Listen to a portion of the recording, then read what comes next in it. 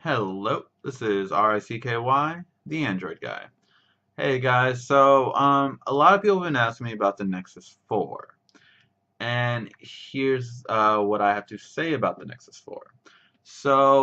For one, it is fairly limited, and I'm going to go by the US, okay? Because overseas, I would say the Nexus 4 is a lot better off.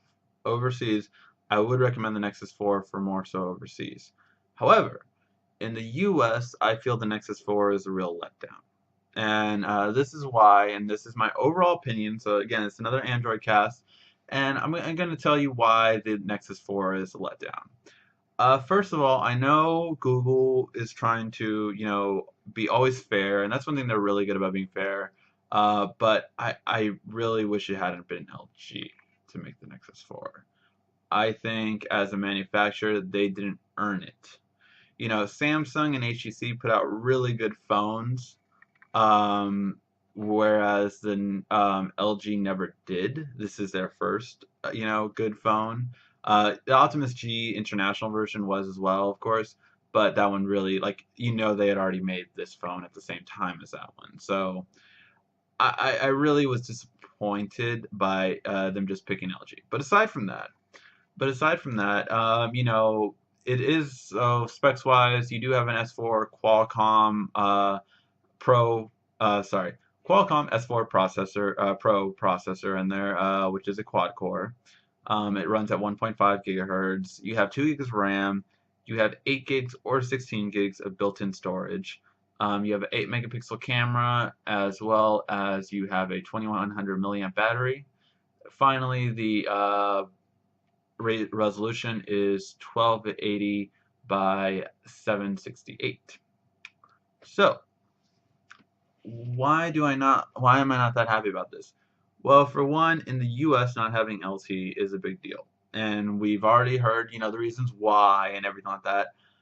I'm not that excited, guys. I'm just really not that excited about not having an LT phone. I think they should have made two versions, not just one version. I think they should have made two versions. And I don't think LG had the manufacturing power to do that, to be honest. I think if we would have seen it by Samsung or HTC, I think they would have made two versions. I think they would have made an HSPA Plus version and an LTE version. Although, yes, that would have cost a lot more money, I think their sales would have been more than doubled. And here's the thing. So in HSPA, there's only two carriers you can go with in the US. Big carriers, not the smaller ones. And that is, of course, you're talking about T-Mobile and AT&T. T-Mobile, I believe, actually has a faster HSPA Plus now in comparison to AT&T, just because they concentrate on HSPA Plus for longer, and AT&T was like, forget this, we're already going LTE. But here's the thing with it. It's really kind of like you don't have the same kind of data speeds that everyone else has. And, although it is an off the contract phone, so I do, this is really good for people to consider that are prepaid phone buyers. Because, for $350 instead of like $299 on Virgin or Boost Mobile, you can actually get, really good, you can actually get a really amazing phone that is better than any prepaid phone. However, the problem with this is that, again, you're on HSPA Plus and not LTE. So for a prepaid buyer, you should definitely consider the Nexus 4. For a non-prepaid buyer, really, I mean, if I were in T-Mobile, I would still go with the Note 2 or the S3, simply for the fact that, you know, right now it might seem, the Nexus 4 might seem really good. It's not going to be. I doubt that. Here's the thing. So a couple of different things. So for me, I don't like the design as much. I don't like glass on the front and the back because I feel that it will break. I feel like it's gonna be another iPhone where you get them breaking all the time. Two, the processor has a huge issue, and it's not Qualcomm's issue. It's actually LG's issue.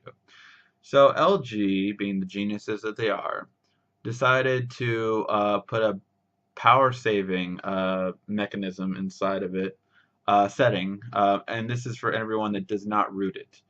and that is that anytime your processor heats up, meaning you actually use the quad core, it will immediately go down to a dual core, and that is retarded. It's so like you're not even using the processor then, and that's what's really bad about it. You're not using the processor to its full potential, and it's just kind of like eh. I just really don't like that. That it just the processor isn't used to its full potential, and it's just like, well, then why have a quad core? Why don't you just put the dual core in there? So that's one thing. In terms of Android 4.2, I love it. I really, really, really, really love it, and that's the one thing that makes this phone really nice. However, the last thing just ends it for me, and that is the battery life. Battery life on this phone is not that great at all. Although LG, put a battery that's just it's the same as the S3. They do not have the power management settings that Samsung has put into place for their software on Android, which has definitely made a longer lasting battery. So, especially when it comes to standby time, this is one thing that Samsung does better than anyone, I would say. And I'll go over this more so on my next video with the HTC Droid, but basically, the main thing about this that I don't like is that LG and other manufacturers do not do good standby time, and that's one thing that I do give credit for. For the only other company that I would say is Apple, that they do good standby time, and so does Samsung.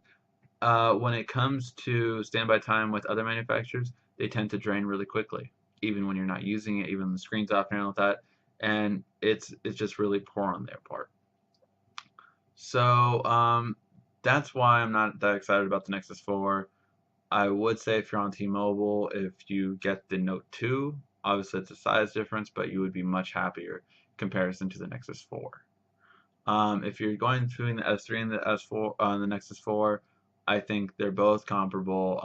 The Nexus 4 will have the superior processor, but it's going to slow down right to the dual core as soon as you start using it.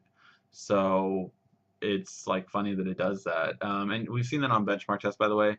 It has been proven this is what it does because when we put it in like a freezer and take it out, we have to see the benchmark goes really high because it's not overheating. But the problem is that as soon as it uses the processor speed, it will create heat, and therefore it will go to a dual core processor. So with that keeping in mind, then pretty much have the same processor, and Samsung does a much better job on their interface in comparison, not to stock Android, but to LG's hardware tweaked Android. I know that's a lot of purists love, 4.2. I for one have liked a lot of the settings that Samsung has put in. So I really do like it, especially since T-Mobile just got the update for Jelly Bean now. I would prefer the S3. This is again just my opinion. Feel free to leave your comments, and I'm definitely ready to talk about it. So if you guys have any other questions about Google's Nexus 4, let me know. This has been RICKY, the Android Guy.